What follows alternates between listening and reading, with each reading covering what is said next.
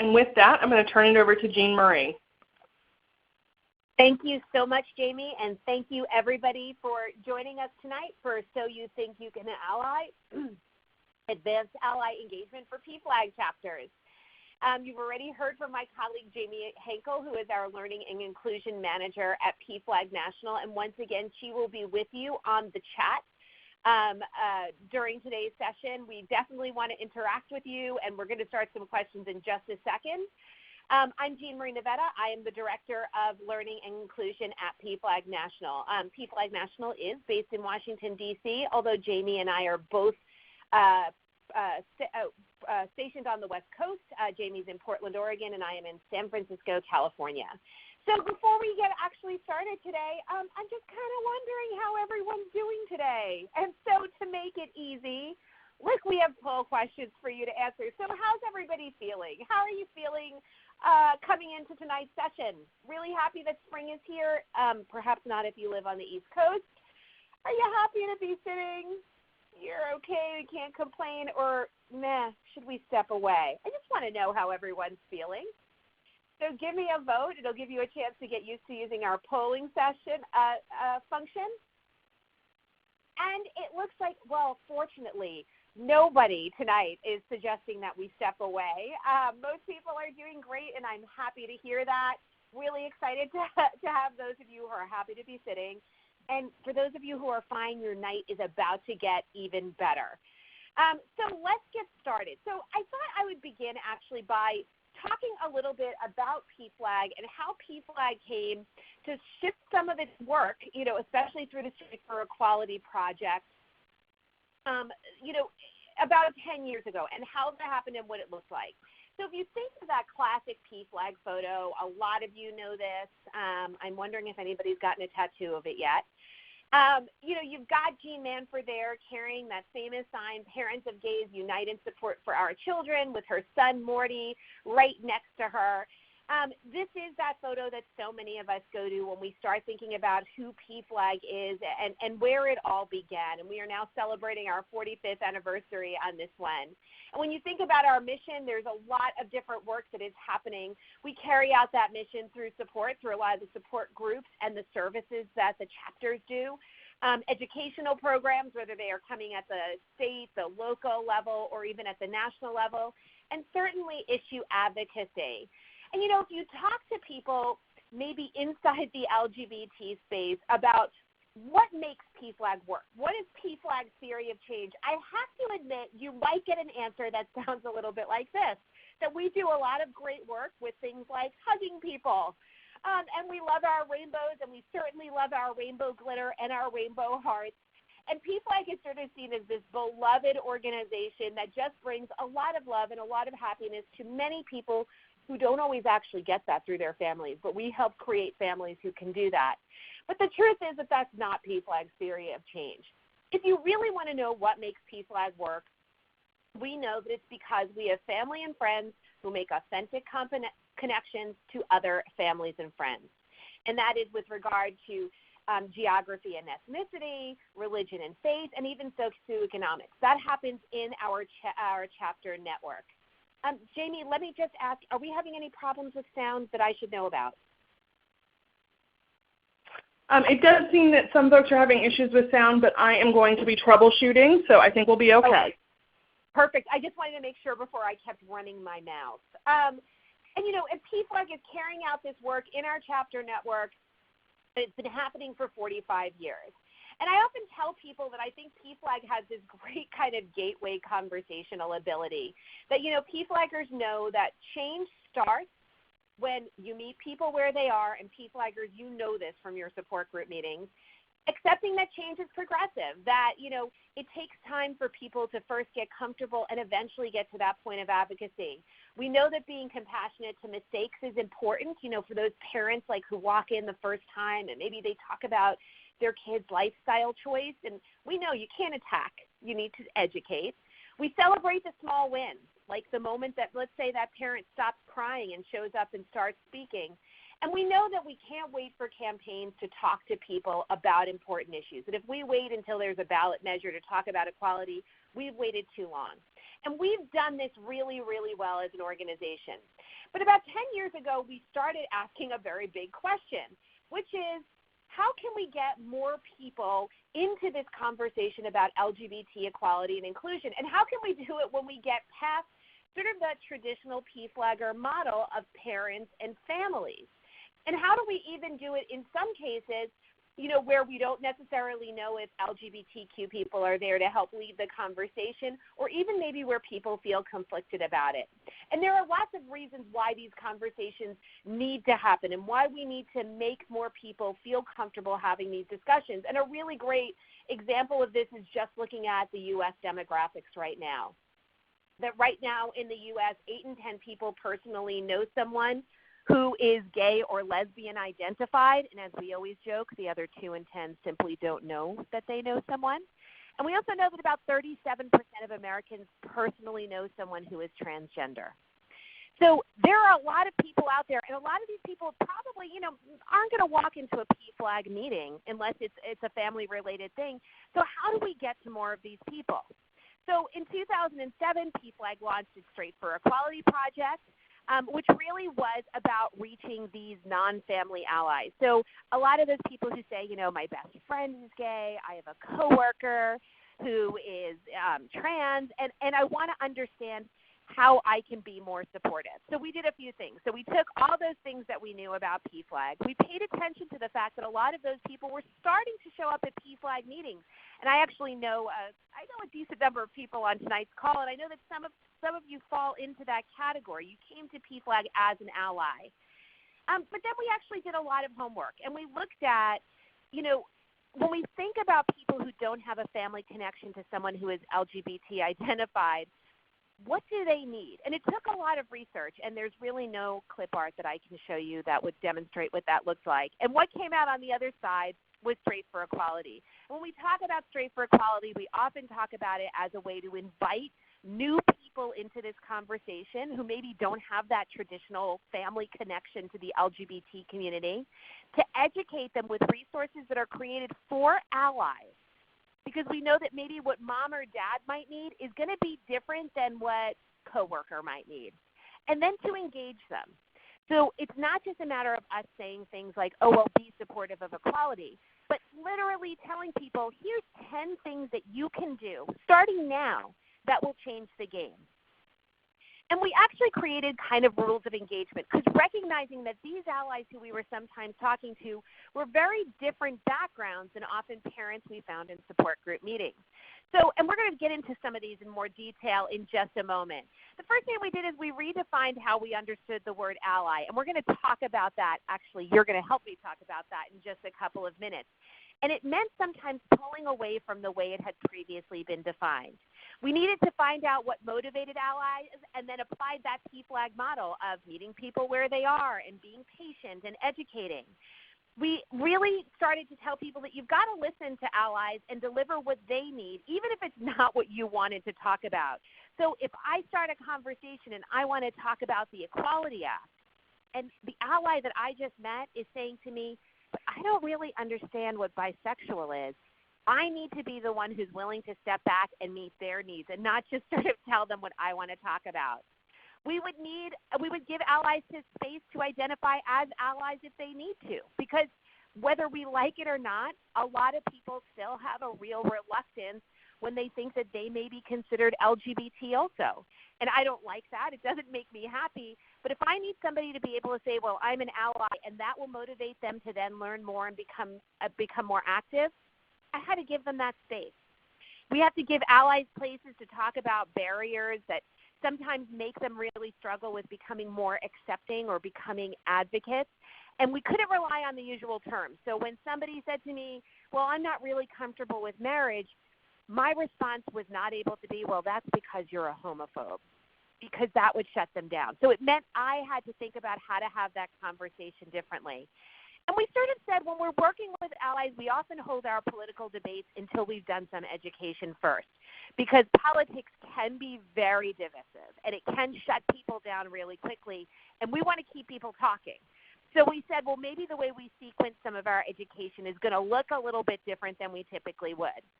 So since we started Straight for Equality in 2007, we did a lot of work. We've written a few books. There are actually 4 different Straight for Equality publications. You can download them all for free or purchase them at the PFLAG bookstore. We've done tons of learning sessions and we've worked with hundreds of PFLAGers.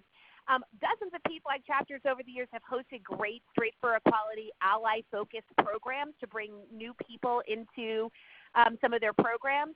And we actually have about 10, actually it's over 10, ready-to-go chapter programs, guides to how to do programs using Straight for Equality that exist on the website that you can just take and run with, and they're really easy. We set them up so the way they're low cost and really accessible. So there's a lot of stuff that we can be working with when it comes for Straight for Equality, to engaging allies. But as we start to do this work, I think it's really important for us to realize that who allies are and what we need to do to reach them needs to keep evolving.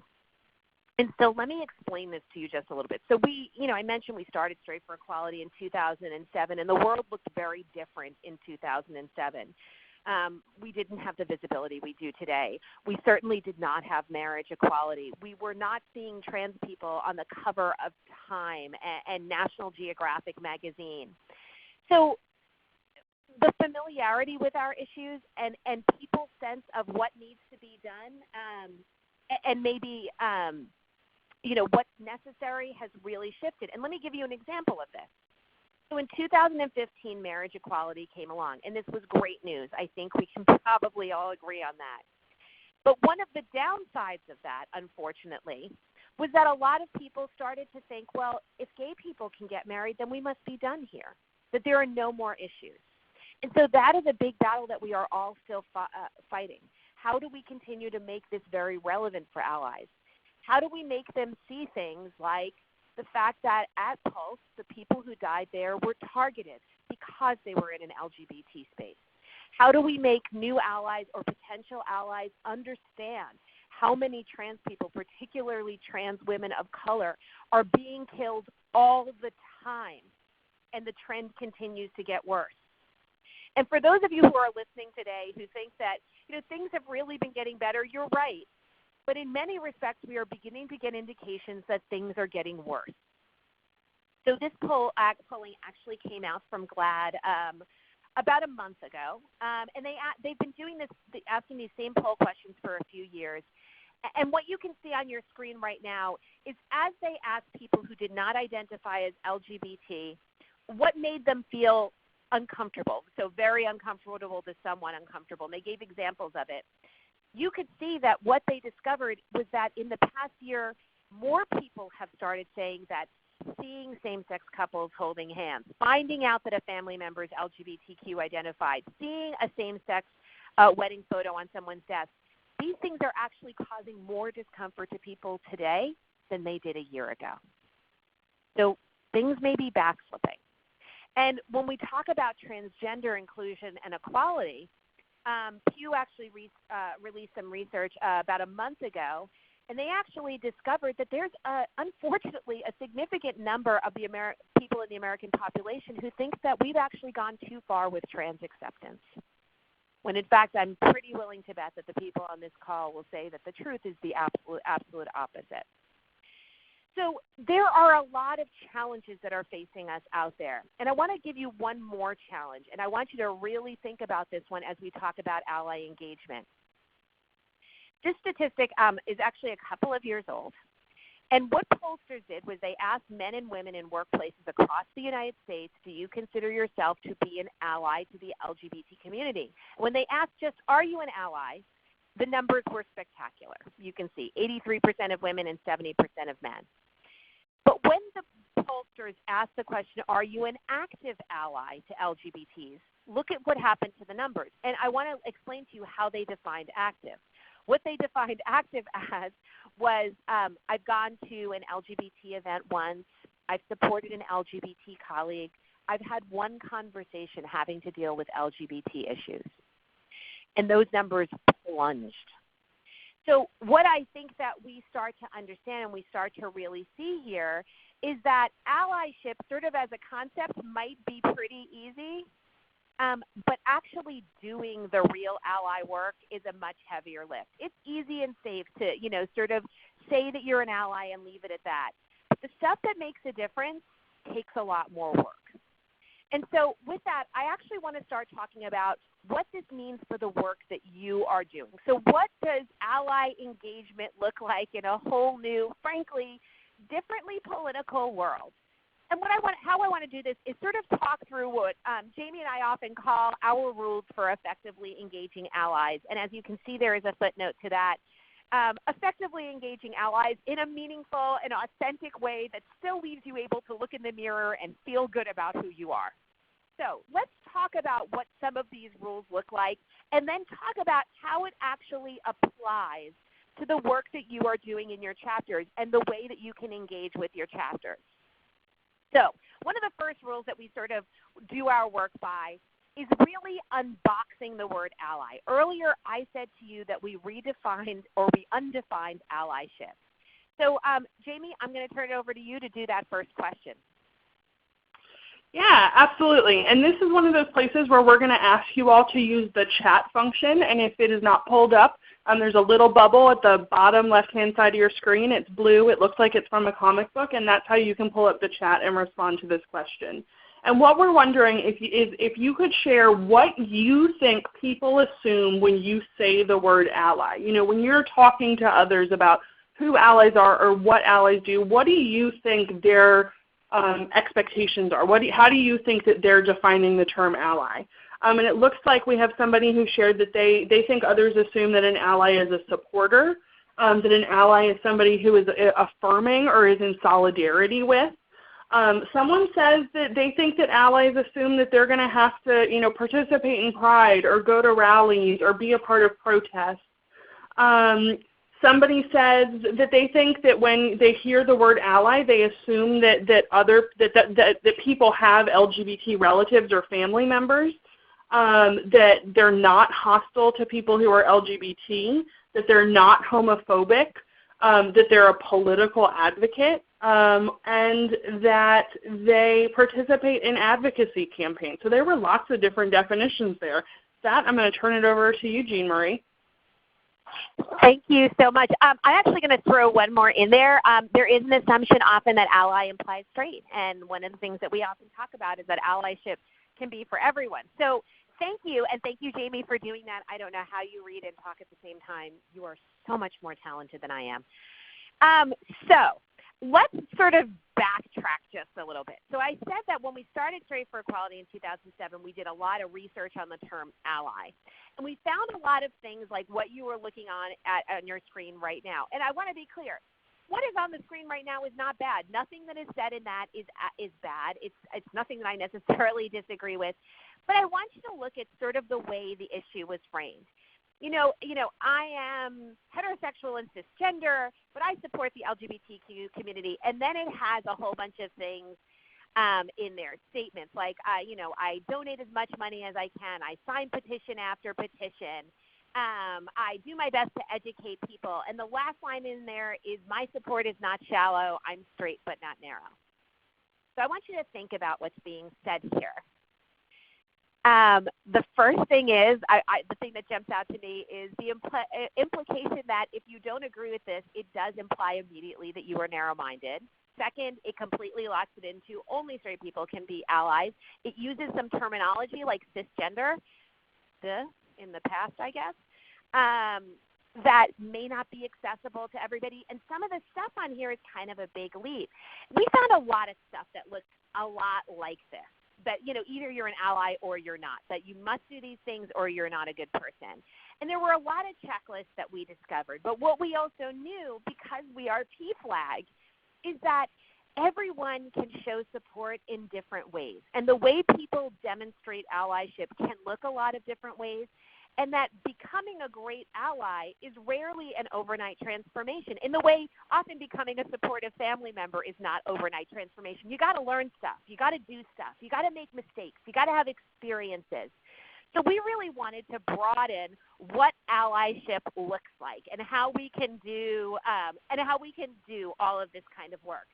So one of the things we first started talking about, and I really encourage you to talk about this with people when you're engaging in talking about allyship, is that, allies really do take a journey. Like, yes, there are some people who you'll meet who are already flawless, perfect allies.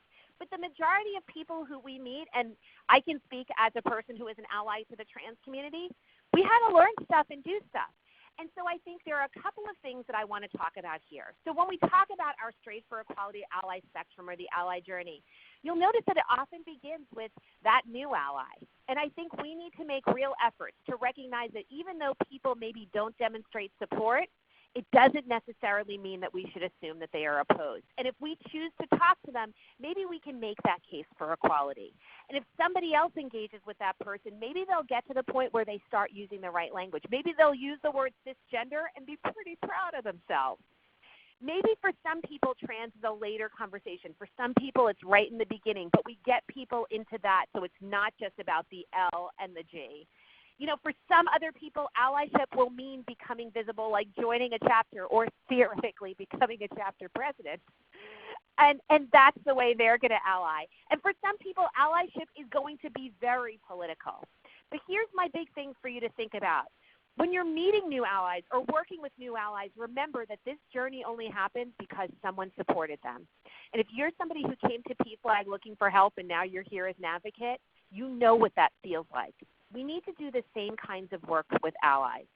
So how can you actually turn this into something that you can do with your chapter?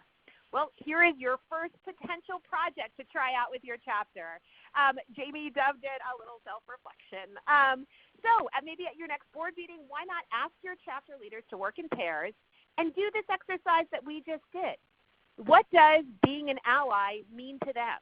Have a conversation about what comes up in the room, and then talk about what people said.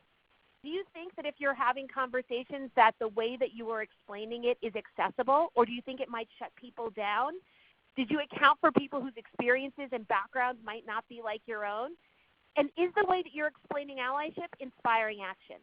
So, for example, when people say to me, what's an ally? I say allies are willing to learn more about the LGBTQ community. They're willing to face some of the things that make them squirm, their barriers. And allies are willing to be active in a variety of different ways. So I keep it really broad. Admittedly, I also do this a lot, so I kind of have my thing memorized, but we can all memorize a little pitch like that. So there's your first project to try out with your chapter.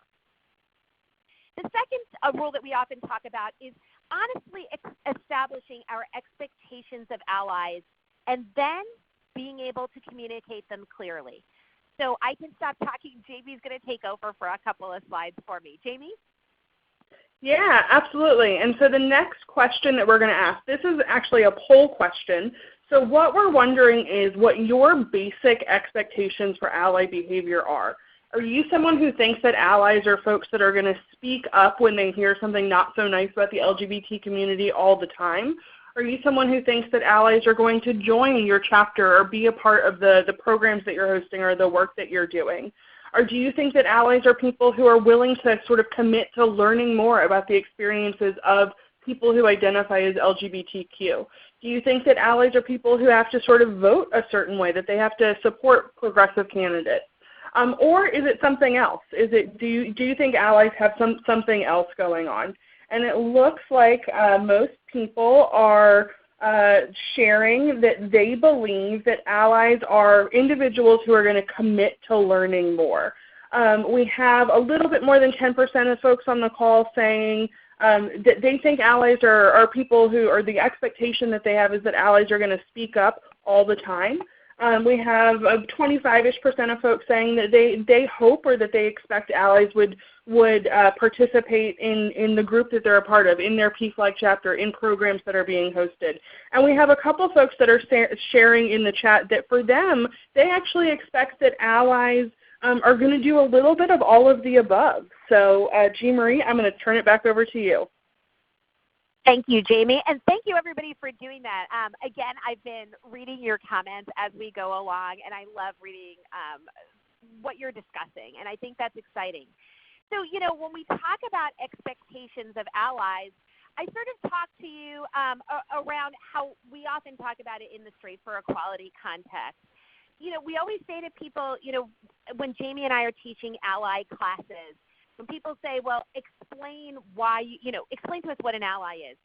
We say, well, you can see it in a lot of different ways, but I think there are qualities to allies. A lot of you hit on the allies are willing to learn more, and so that's the first one. Allies are people who are, able to face the discomfort or maybe the barriers they have to coming out as an ally, from actually saying I'm an ally and then to expressing it. Allies find lots of ways to be supportive, whether public or private, and I think this is a really important one to keep in mind. For those of you who I've never had the honor to meet, I actually came out of the PFLAG chapter network. I was a volunteer for the DC chapter, but I've been with PFLAG National for 13 years.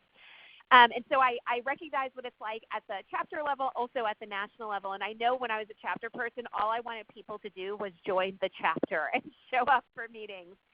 But one of the things that I really always have to remind myself in doing ally work is, maybe that person isn't going to join the chapter, and maybe they're not going to show up for the support group meeting because that's not what they need. But there are other ways that I can empower them to help create change. By giving them the education they need so they can have conversations, by, introducing them to new people so they can expand the experiences that they have, by making sure that I am including them when we are doing activities. So sometimes finding those ways for people to be supportive is really, really critical, and recognizing that some of them are going to be big, like getting involved in the chapter, but for some people, maybe it's going to be you're actually influencing the way they're going to have a conversation the next time LGBTQ issues comes up. And that doesn't sound super exciting right now, but think about the impact that that person can have in that conversation where you will not be. And that's the amazing work that allies can do, but only if we are willing to help. And allies really need to know there's no one way to be an ally.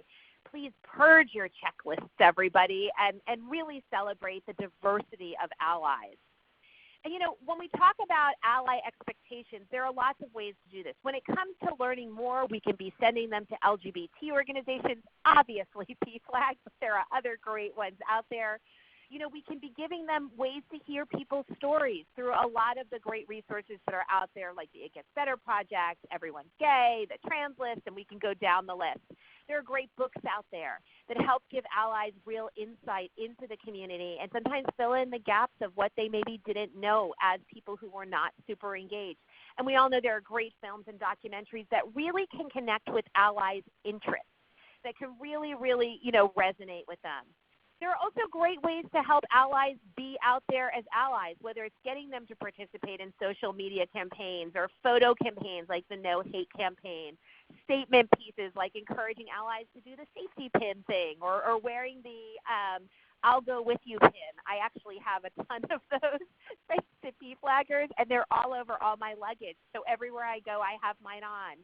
Encouraging them to be part of PFLAG programs, sharing information online, providing them with ways to show their pride. There's lots of ways that we can empower allies to visibly come out, and that's just a few of them. And finally, when we talk about allies starting to create conversation, by teaching them how to have conversations about things that they are interested in already with an LGBT twist is really easy to do, and it really empowers people to do it. So making sure that you're telling people, well, when you talk about some of the movies that you love, movies like Moonlight, for example, make sure that you're talking about how incredible the representation was in that film of African American stories and how great that is. Or if they're talking about their faith or their religion, talking about the experiences of LGBTQ people. We can help allies see these connections. A lot of this is natural to you, PFLAGgers, because you're doing it all the time. But we need to make sure that we're helping allies see that. So that gets us to an action idea. So this is another one. With your chapter, maybe during one of your monthly meetings, how about trying an activity which is defining ally as a verb? So ask your group to brainstorm effective ways for allies to come out, to speak up and join in. And then, sort of break them out. Talk about what these suggestions are. Talk about which ones might resonate with a beginner ally versus an advanced ally versus an ally who's kind of in the middle of their journey. Take some notes and then start using them. And when people, use these conversations and have these conversations, have them report back and talk about how it went. It's by learning about other people's experiences and what works and what doesn't work that we get really good at what we're doing. that gets us to the third rule for ally engagement, which is a little bit more of a personal one. And Jamie and I, as two people with very distinct tempers, really feel personally about this one. So, Jamie, I'm going to let you talk about this stuff. Yeah, absolutely. And so we're going to talk a little bit about folks' hot buttons. I'm going to pull up a couple of different scenarios or examples that might come up, and I am wondering if for you this is something that sort of makes your blood boil. There is an option down by that chat bubble, that little blue bubble where you can pull up the chat to raise your hand. So as I pull up the scenario, if this is something that makes your blood boil, that is one of your hot buttons, you could raise your hand. That would be awesome. And so the first is hearing people use words like lifestyle or choice to describe the LGBTQ community. And it was instantaneous, y'all. It was one of those things where as soon as the slide came up, before I even read the description, hands were going up. It looks like about half of the folks on tonight's call, for them, that is something that just makes their blood boil. The next that I'm going to pull up is having religion or faith being used to justify discrimination against people that are lesbian, gay, bisexual, or transgender. If this is something that is a hot button for you, please raise your hand now. And I am seeing lots of hands go up too. There are almost a third of folks on the call say, now half the folks on the call are saying that yes, this is something that is a hot button for them. And the last one we're going to talk about, the last hot button, is someone who identifies as an ally but refuses to take action or to do anything or to stand up or to speak out or to be visible or to learn more. Those people who identify as allies but don't actually take action. And for less folks today, this is a hot button for them. We're looking like only 5 or 6 people on the call tonight are saying that is a hot button, something that really makes their blood boil. So thank you all for that. As Jean Marie mentioned, we are quick-tempered. She's from Jersey, and so is my mom. So I think that's a part of it, and we really like hearing about what makes others tick. So thank you so much for that. And Jean Marie, I'm going to turn it back over to you. And thank you, Jamie. I wish everybody could have seen the view that you and I are seeing, that when we raised these hot buttons, the screen just turned completely yellow. It was pretty funny. So a couple of things on this. Jamie and I talk about, because Jamie and I teach a lot, we train a lot in front of very mixed audiences where we don't necessarily know what to expect. And so you kind of have to get really good at managing what you know upsets you so it doesn't show when you're talking to people. We've talked about this. For those of you who have done PFLAG Academy Online with us before, you've probably heard me walk through these steps. And for those of you who really want this, if you look in any of either the Guide to Being a Straight Ally or the Guide to Being a Trans Ally, we actually have pages just on this. But I'll say this first. It is really your responsibility to be aware of what tends to set you off so that way you can be prepared to respond differently. Many years ago, I worked with a coach who said to me, well, what do you find frustrating? I said, it's that people always seem to respond the same way when I say X. And he said, that's because you keep saying X over and over. And so I realized it was then my responsibility to change the way I respond when something happens that doesn't make me happy. So a couple of quick things that will really, I think, help you frame this. And I worked with another coach who helped me do this. As you can see, I'm a great big jerk who has needed a lot of help to be a nicer person. So these are the rules that I go by for myself. When I find myself in a moment of conflict, especially with a newer ally, the first thing is don't jump to conclusions. Do not assume that somebody is trying to pick a fight with you. That's really usually not the case. So keep your assumptions in check. When you're talking to people, especially if you're working with a new ally, make sure you're always recognizing behavior versus character. There's a big difference between me saying to you, wow, what you just said didn't feel super inclusive to me, versus saying you are a huge racist. I don't necessarily know if a person is a racist or a homophobe. I only know what the last thing that came out of their mouth is. So make sure you're talking about the right thing.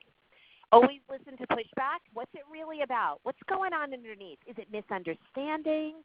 Is it confusion? Is it bias? Is it something you might be able to speak to? Don't be thinking about your counter-argument when someone's talking to you, because then you're not behaving respectfully.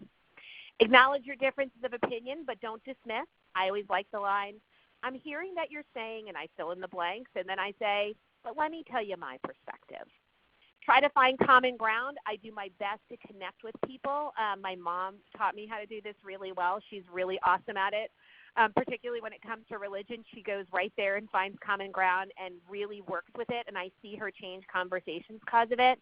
And always leave that door open and commit to talking more. So try not to leave a conversation angry. I mean, sometimes it'll happen, but I think that if we change stuff and how we respond, it sometimes really helps. A little reminder that Jamie and I often share with each other, waving butter knives in the air to make a point when you're angry is not a good idea ever. So please make sure that you are sort of keeping your cool. Here is your assignment. Learn how to deal. And it really involves self-care, which, by the way, just got added to Webster's Dictionary this year. So it's for real, everybody. Jamie put together this slide, and it has a whole bunch of the things that make us happy. For her, being outside and doing nature-y things like being at the falls at Multnomah Falls or in Oregon, or being at the beach in Oregon really makes her do a lot of self-care. For me, it's obviously my cats and my books. It's okay to sometimes step back and say, I just can't do this work right now. Please remember to take care of yourselves, because if you are an angry advocate, if you are a burnt-out advocate, you are not an effective advocate. And it's okay to know when you need to step back. And I just saw somebody said that their cat just jumped on their chest. I understand. All right, the fourth rule, and I need to get moving because we have some activities for you, is programifying, because we made up a word, ally engagement so it becomes part of your DNA. And let me give you an example of what I mean for this, PFLAGers. So always think about those non-family allies, so beyond mom, dad, brother, sister, when you're planning things. So, for example, if you're participating in a local pride parade, your goal obviously is visibility and celebration. For the chapter, it's about building community. But for allies, have you invited allies? Have you educated allies about what pride is? Because some allies don't always quite understand it. Are you making your allies visible as part of your pride activities? There's a way to really make the allies feel included and want to keep coming back to engage with you. Or if you're doing a coming out panel at a school, I know a lot of you have speakers bureaus. Do you have someone who maybe isn't a parent ally also on your panel who could talk about, in contrast to maybe a parent, what brought them to allyship? And let them talk about it. Because remember, all of these different kinds of stories, it gives you real opportunities to connect with different people. So when you're planning programs, someone should be asking, all right, what's the ally angle? What's the angle for people who aren't moms and dads and brothers and sisters? How are we going to keep them interested? Make sure that work, of course, is happening year-round. Don't just talk to allies in Pride Month and LGBTQ History Month. Do it consistently year-round. Think about doing it intersectionally, too. Remember that as we work with more allies and start connecting with other organizations, there are great shared issues that many of us are talking about together. What a great way to start engaging with new allies if we are actually meeting at our intersections. And there are so many opportunities to do that. And please, if you are interested in doing this and it's not happening in your community, please talk to your field manager or talk to me or Jamie Henkel. We would love to help you with this. This is where real sustained change starts happening. And if we wanted to talk about a great way to do this, brainstorm program ideas, plan for ally inclusion. What kind of events can you create that have a real ally element to them, to the point where you are making this part of the way you plan programs? You don't even need to ask the question. It's automatic. As we mentioned, we will give you a link to get some great programs. So we actually wrote the guides for you to do these programs already, so you don't have to brainstorm too hard if you don't want to. And finally, the last thing when it comes to ally engagement is really redefining the win. And this is a question, so I'm going to shut up so you can do it, Jamie. Absolutely, and we're really making you all work today. This is going to be another one of our poll questions. And what we're wondering is, when it comes to ally engagement, what do you think like a win looks like? What is success to you? Are you someone who feels like A win is if an ally joins your chapter. Is an ally that sort of thinks before they speak or takes action. Is a win when someone asks for help to learn more. Is it that they attend a specific event, or are you someone who believes that it really depends on the ally? And it looks as if most folks, nearly 3/4 of folks on the call tonight, are saying that for them it really depends on the ally. But we also have folks that are saying for them the win in their community and in the work that they're doing is when an ally asks for help to learn more. For about 10% of folks on the call tonight, a win is when an ally really takes a moment to think before they say something. And for about 5% of folks on the call, they think that a win or what success looks like for them is that an ally attends an event. And we also, again tonight, have a number of folks for saying, for them, it not only depends on the ally, but it's a little bit of everything. So I'm going to turn it back over to you, Jean Marie. Thank you so much, Jamie. And I love that we're seeing all of these different answers. It makes me excited to see that you're really thinking about this differently. So again, those chapter allies may not attend your support group meetings because that may not be what they need. But there are so many great ways that they can be out there advocating for you. They can be talking about PFLAG. They could be the ones when their friend comes out, says that my kid just came out, they're the one who says, well, I know exactly who's going to be able to help you. They can really be spreading the word for you. They can be promoting events and attending events. They can be helping you table at community events. So there are lots of ways that we can engage allies. And I noticed somebody say in the chat said that their allies do really great work. Make sure that you are acknowledging those allies. If you have an annual recognition event, maybe doing an ally award would be a great way to do it.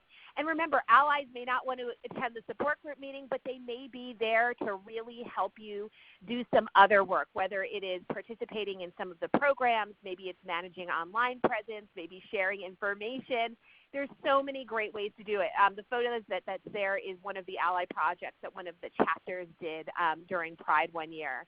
And really remember this, that, engaged allies really can be those people who have the important conversations when there isn't an LGBTQ person around to do it or a family member around. But in order for them to do it, we have to support them and get them there.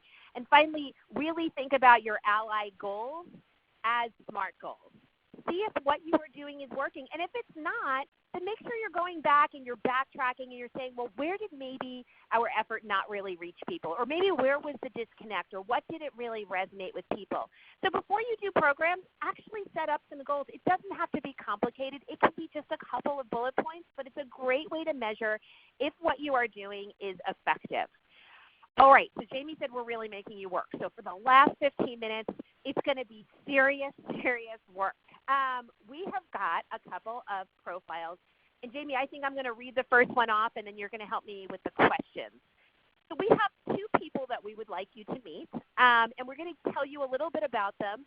And then, given everything that we have talked about and learned together tonight, hear about how you think you would engage with these people. So the first person I want you to meet is our friend Paige. Paige is 47 years old. She identifies as straight and cisgender. She's a colleague at work. You know her from your office, and she's expressed interest in your involvement at PFLAG. She's a mom. She's got 2 teenagers. Bless her. She's sort of politically right-leaning. I would say she's right of center, but, moderate in some ways. She does attend a conservative church. You've never heard Paige say anything negative about people who are LGBTQ. So she's never said an unkind word, but she has said stuff that, whoever someone chooses to love is none of my business. So she's kind of stepped back from it. Now we want to talk to you about working with Paige. And Jamie, I will turn it over to you.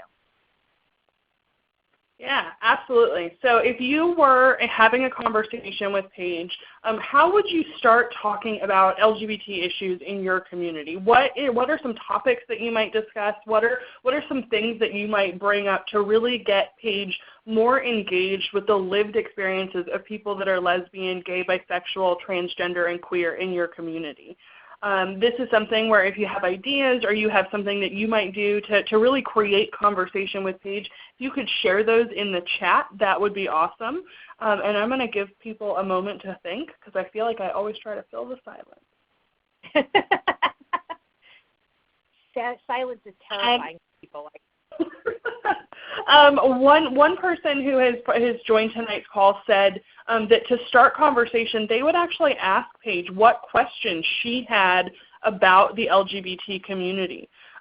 Someone actually suggested that they would invite her to an event to hear the stories of families that are a part of their PFLAG chapter. Somebody else suggested that they would have a conversation with Paige about LGBTQ identified icons like Ellen DeGeneres, like Alan Turing, to use people and references that she might know to start conversation. Someone says that they would talk about the suicide rate among LGBTQ identified youth and how it is many times higher than their straight and cisgender peers. Someone said that they would start conversation by thanking her for her interest in their involvement with PFLAG and start the conversation that way. And someone said that they would ask Paige if she knows somebody who is LGBTQ identified. They'd also ask potentially if she's ever attended or if she knows about pride events that happen in the community. Somebody else suggested that they would turn to the work that they do specifically with youth. They would try to use her children and her love for her kids as that common ground. As somebody else would share their personal experiences and talk about their own kids. So again, find that common ground. And I'm seeing that parent connection a lot coming up now.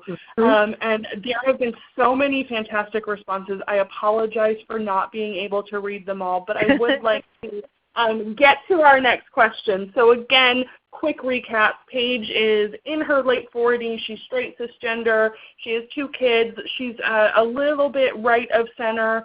And the next thing that we're wondering about her is, for your chapter, what are some programs or resources that might appeal to Paige? What are some things that you're doing in your community that might help her to get more involved?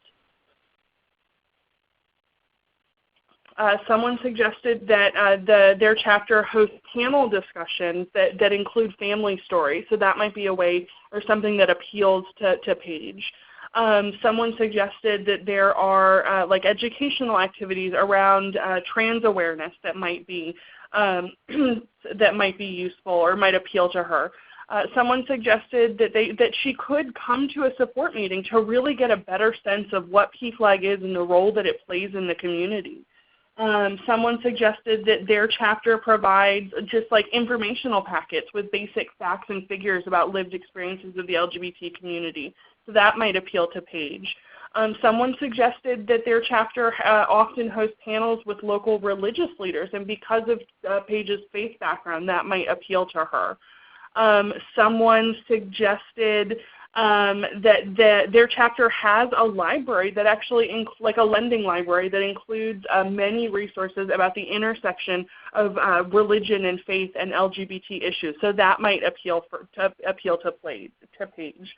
And I think those are, again, all really, really fantastic ideas. And the last one I'm going to call out before we pull up our next profile is that their chapter is often, doing an outreach and hosting events or having a table at non-LGBT specific events and activities and festivals in their community. So that might be a way to appeal to Paige. You invite her to visit the table at the farmer's market or something like that. That might be a way to get her more involved. And so thank you all again, and we are going to start talking about our sort of next profile. So I am going to introduce you to Ben.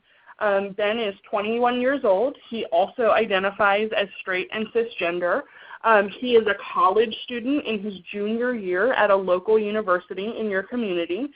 He has actually approached your table at he has approached your chapter at a table at the local farmers market, And he's asking really detailed questions about the state legislative session. He's asking specific questions with bill numbers and congressmen and state representatives and whatnot.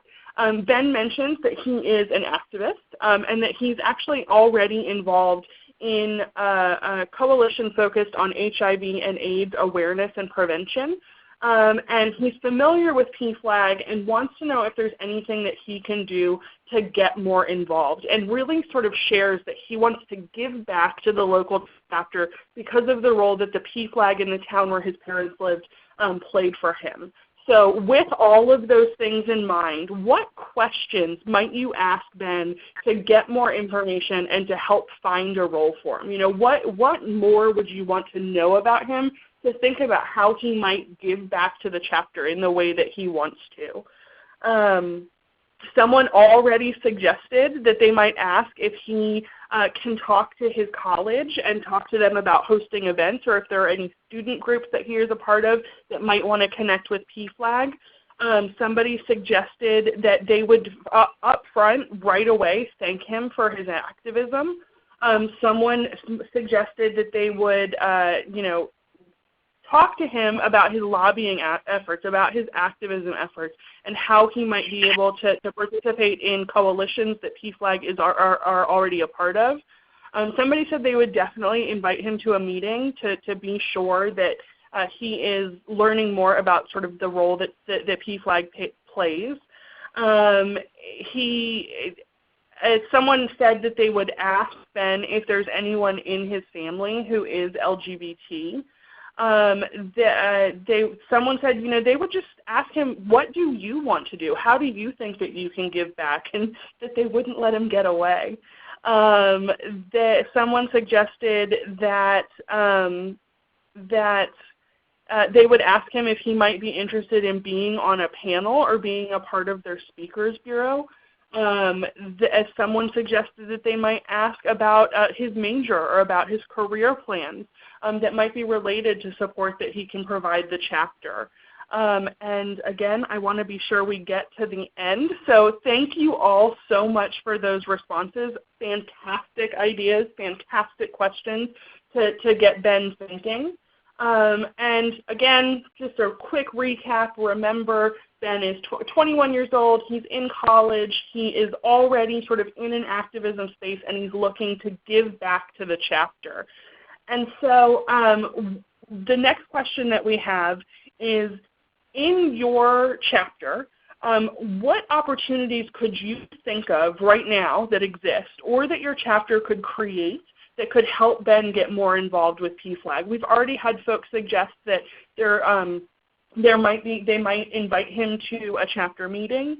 We've had folks suggest that they might try to get Ben more involved with advocacy efforts that the chapters are a part of. Someone just suggested that their chapter would be able to ask Ben or create an opportunity for Ben to support the chapter's social media presence, maybe because he's a youngster. So that is something that the chapter might ask Ben to do, or a role that they could create to get him more involved. Someone noted that their chapter, when they're sort of soliciting volunteers, actually gives people sort of choices about where their efforts might be best used.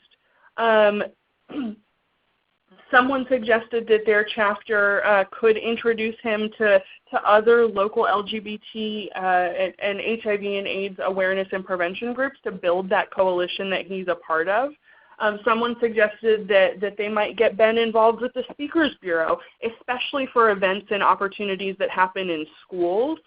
Someone suggested that they could involve Ben in the state lobby day that their chapter participates in. So I think that those are all really fantastic options of ways that Ben can get involved. And we're going to wrap this up. And Jean Marie, I'm going to turn it back over to you. Awesome. Thank you, everybody. Jamie and I teach a lot of classes, and we do a lot of training together. And I have to tell you, I have had the time of my life reading your feedback. Thank you so much, everybody. You have just been absolutely outstanding. So give me 2 more minutes. And if you have any questions, please make sure you type them into the chat. We would love to answer them. But I need to brag about Jamie just for a second. So Jamie is not only a great presenter, but she does a really fantastic job, particularly working with the chapters on developing ally-focused engagement programs and events. Really, if you want to do more work in this area and you would like some support, or you just need someone who can talk to you about it, or maybe help you build something, please send Jamie an email. She is really nice and really smart and loves doing this work. We would love to help you, and she really does some great stuff. She's done some really outstanding work with some of the chapters. So please reach out to us. We need to do more of this work. Everyone, I don't mean to sound negative, but it's a tough world out there. We need to make sure that we are there. And I'm going to leave you with this quote from Thoreau, of course, who said that things do not change, we change. And I would even add on to that and say we make things change. But the only way for us to do that is really, really by putting ourselves into conversations that maybe we haven't had before, ones that maybe intimidated us a little with people who we weren't sure about how they were going to react. But these are these great opportunities because we can do it without, going right to the debate. It really can be about getting to know each other. So please make sure that you're out there and rely on us to help you. I'm going to bring up this link because we are just about at time. So when we started, Jamie and I both talked about we have all of these ready-made PFLAG chapter programs that you can do to engage allies. If you go to straightforequality.org, which is where we have all of the ally stuff, /PFLAG materials, all one word, you will be able to download them for free. We have specifically created the program guides to be super simple. Jamie and I both come out of field work, so we know that keeping it simple and effective is the way to go. Please check them out. If you want to do a program and need some feedback, let us know. We want to help. And with that, Jamie, did you see any questions pop up that we should answer? So, yeah, there's actually one question that came up that is a really interesting one. Someone shared that they have been working with an ally as a part of their chapter work, and that ally is really struggling with sort of the line between when they should stand up and speak out and be visible and vocal and really sort of take action, and when they should maybe take a step back and allow people to speak for themselves. That they're trying to find that line. So I'm wondering if you have any recommendations for sort of seeing that and understanding that and knowing the difference between when it's good as an ally to stand up and be vocal and when it might be more appropriate to allow people who identify as LGBTQ in the room to have the space to tell their own stories. Yeah, that's a really spectacular question. And I think, no matter what kind of allyship we're talking about, I think that is very much at the heart of being an ally. Where can I be supportive versus speaking for people? I can only speak from my own experience, so I'll tell you what I think as a person who would like to think that she's a pretty good trans ally. I have learned that often when I am literally the only one present, that is immediately my opportunity to speak. If I know that I really am the only one who can have that conversation because there is no one else there who is either trans or another advocate who can do it. But I think that often when I find myself in spaces with my trans friends, family, colleagues, I actually find myself when I want to open my mouth, I have started actually stopping and literally taking a look around me and sort of seeing, does it look like other people want to speak? And then saying to myself, if I keep myself silent for another 30 seconds, does it make it more likely that someone else is going to suddenly say, I have something to say? So I often have trained myself to kind of step back, be okay with a little bit of silence so that way people know that it's that they can speak up and that it always doesn't have to be you. If you are always the one who's opening your mouth first, I encourage you to close your mouth and open your ears. I think that it's, you got to kind of feel out every situation. I also often ask my friends when I am with them if they want me to speak or if I am there to kind of be an observer. And in many cases, people have been very direct, and that's very helpful to me. But I think it is about really paying attention to what is happening around you and sometimes being okay with nothing being said for a little while so that way people know it doesn't always have to be your mouth that is running. So with that, we are exactly at 12:30. Jamie, thank you so much for doing another really fun training with me. Thank you, everybody who participated. You totally made my night. This was really great. Thank you for everything that you're doing. Please rely on us for when you need some assistance, and we both really look forward to seeing everyone here back on another PFLAG Academy online session, hopefully next month. We'll send out the recording tomorrow. Thank you, everybody, and have a great evening. Thanks, everybody. Have a great night.